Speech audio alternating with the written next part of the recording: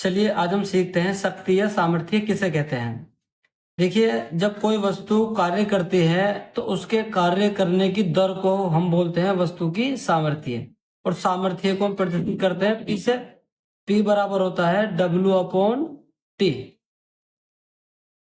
किसी भी वस्तु के कार्य करने की जो दर होगी वो कहलाएगी उसकी सामर्थ्य या शक्ति।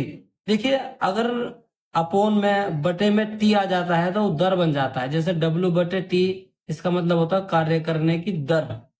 या इसे कहीं कहीं पर इस तरीके से भी ले सकते हैं हम, dW अपॉन dt। ठीक है, तो ये हो जाता है हमारा इसका फॉर्मूला। किसी भी वस्तु के कार्य करने की दर को उस वस्तु की सामर्थ्य बोलते हैं, और इसे हम कहीं से प्रदर्शित करते हैं पी से। और इसका मात्रक निकल लिखते हैं। मात्रक क्या होगा, देखिए मात्रक किससे निकालते हैं, W क्या होता है, कार्य, और कार्य का मात्रक होता है हमेशा जूल। अपोन में क्या है, समय, समय का मात्रक क्या होता है, सेकंड। इसका मात्रक क्या होता है, जूल प्रति सेकंड। ये एक बहुत इंपॉर्टेंट या फेमस मात्रक है, वो क्या होता है इसका, वाट। और एक और मात्रक होता है इसका अश्व शक्ति। ये इंपॉर्टेंट है, वाट और शक्ति। कहीं पर ये आता है कि एक अश्व शक्ति कितने वाट के बराबर होती है, तो हम जानते हैं एक अश्व शक्ति, ये हम इसे HP लिख सकते हैं, 1 HP हॉर्स पावर। जो हमारे घरों के मोटर आते हैं वो हमेशा HP में ही आते हैं। तो क्या होता है, 1 HP बराबर होता है कितने वाट के बराबर होता है, ये 746 वाट के। ये कहीं एग्जाम में बार बार पूछा गया है कि 1 HP कितने वाट के बराबर होती है, तो कितने वाट के बराबर होती है, 746 वाट। ठीक है, कई बार ये आता है कि सामर्थ्य जो होता है, P का मान या P का फॉर्मूला बल F और वेग V में बताओ। सामर्थ्य P, बल F और वेग V में क्या संबंध होता है, ये निकालने के लिए कई बार आता है।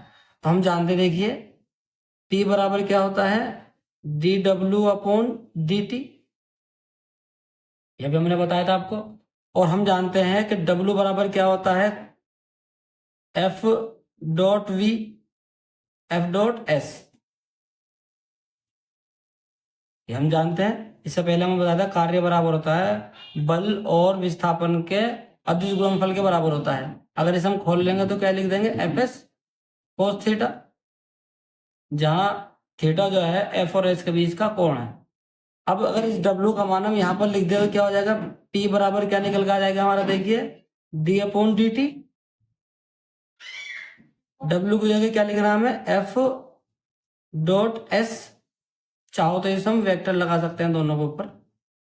ठीक है, अब वो क्या होता है, देखिए अगर हम किसी वस्तु पर कोई बल लगाते हैं, जैसे हमने 10 न्यूटन का बल लगा दिया, जितना बल एक बार लगा दिया हमने वो बल लगा रहेगा, यानी कि बल का मान हमेशा कांस्टेंट रहेगा, समय के साथ नहीं बदलने का। समय के साथ क्या बदलेगा, विस्थापन।